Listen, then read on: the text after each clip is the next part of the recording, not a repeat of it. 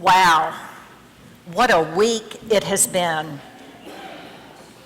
It started last Sunday when thousands of people packed a bridge in Charleston, South Carolina to show their solidarity with the members of Emmanuel AME Church.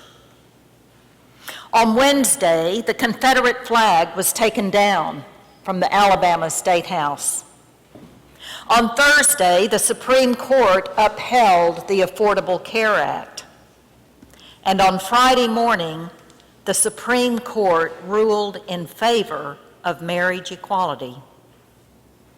And then, yesterday afternoon, Bishop Michael Curry of North Carolina was elected the 27th presiding bishop of the Episcopal Church.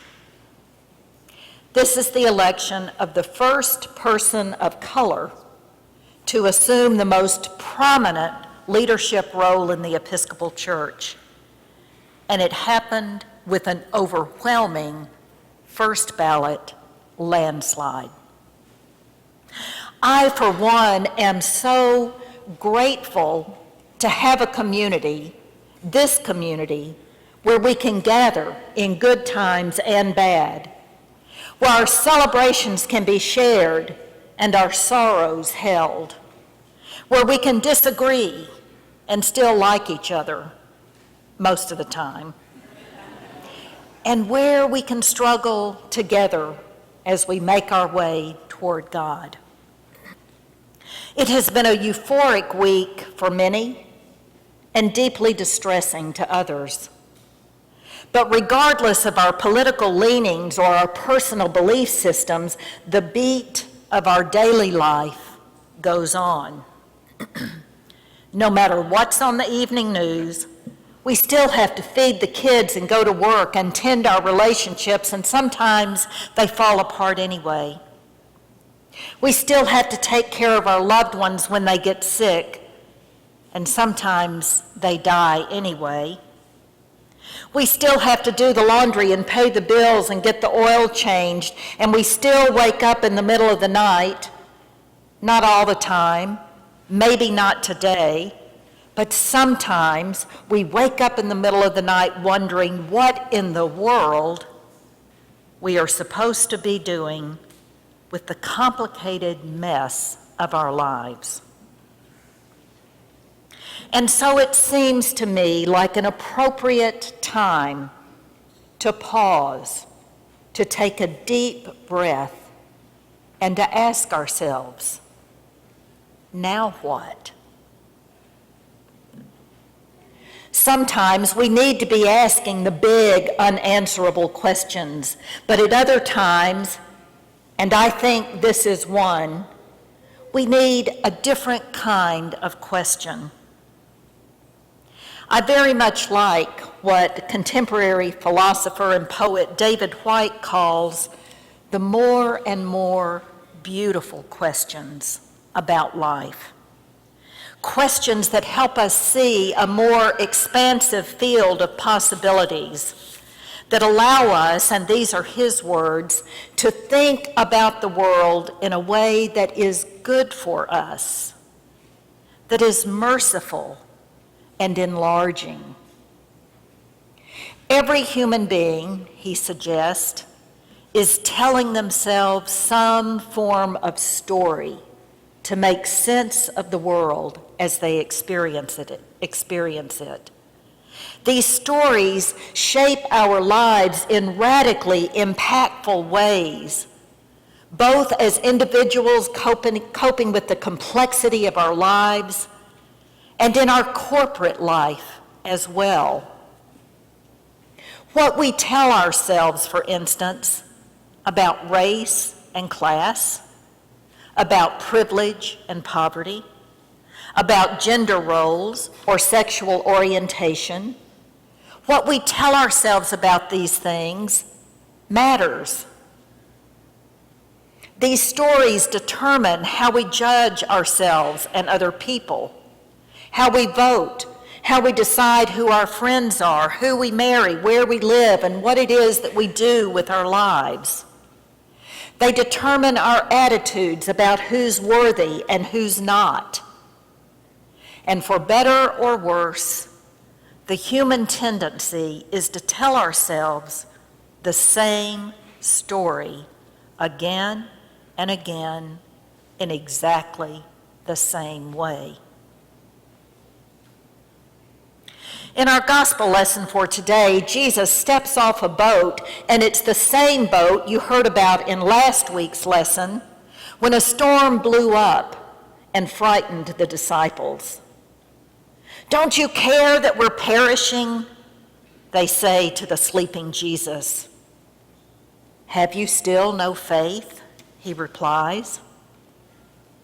They cross the lake, and in a story the lectionary skips, Jesus heals a man tormented by demons. The people in that village, frightened by this miracle, plead with Jesus to leave. So back on the boat and back across the lake they go. And when Jesus steps off that boat, here's what's important to remember. He has just experienced twice the absence of faith in the people he was with.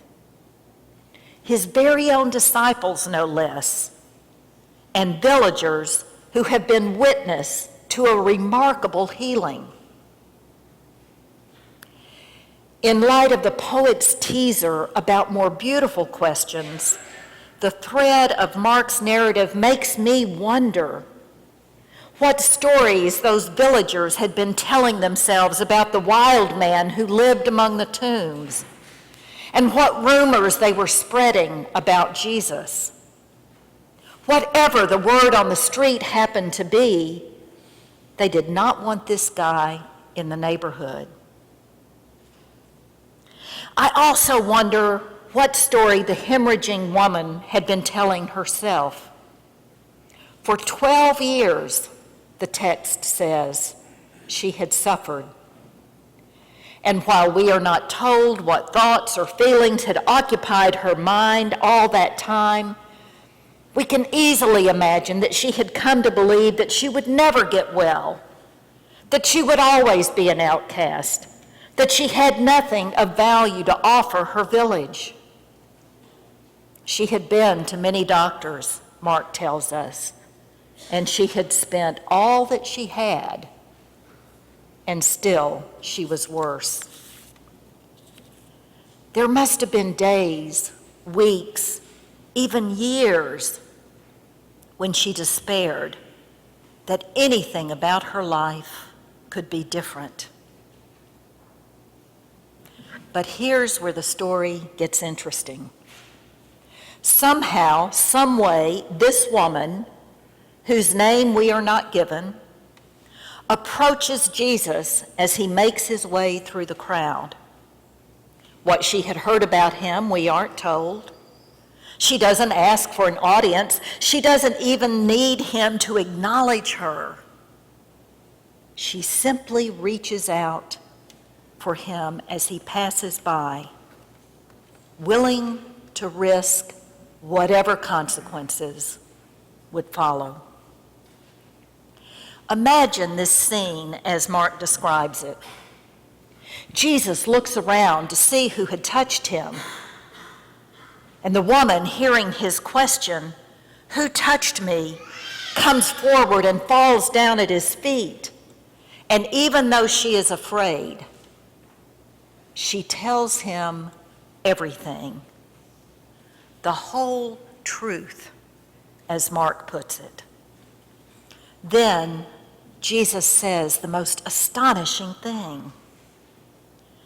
"Daughter, your faith has made you well. Go in peace and be healed of your disease." So here's what I want to know. What exactly was the faith that the disciples lacked, the townspeople lacked, but that this unnamed woman had? Faith could not have meant correct belief. There was no creed telling her what to believe. It could not have had anything to do with believing the Bible. There wasn't one. Nor could it have been that Jesus died for her sins. He hadn't died yet. But maybe, just maybe, a new kind of question, a more beautiful question, we might say, had been born in that woman's heart. Maybe when she woke up that day, she was finally able to acknowledge that the story she had been telling herself for years, the story that had defined her life, was no longer true. Maybe her faith was her belief that everything could be different. White suggests that indeed one of the most beautiful questions is, what if the story I have been telling myself is no longer true? It is a beautiful question because it creates space for a new story to unfold. It becomes an invitation which, when we allow it to, changes everything. If I but touch his cloak, I will be well. The events of this last week are the evidence, it seems to me, that the old stories are falling away.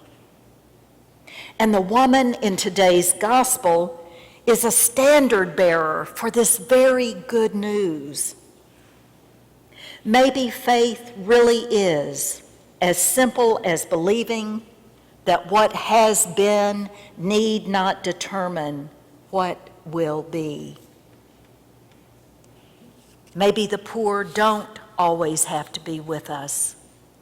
Maybe the races can get along. Maybe we will learn to ask ourselves the question that would open up for us a future we can't imagine. Maybe our own hearts and minds can admit new possibilities, both on the grand stage of our common life and in the private agonies of our individual struggles. What now, I wonder? What now?